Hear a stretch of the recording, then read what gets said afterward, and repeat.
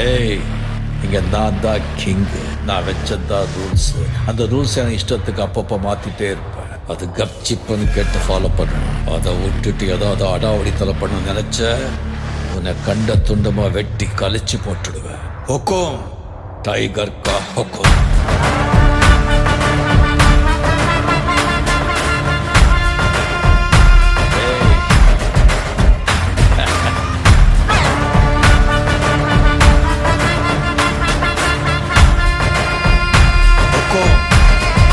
tiger का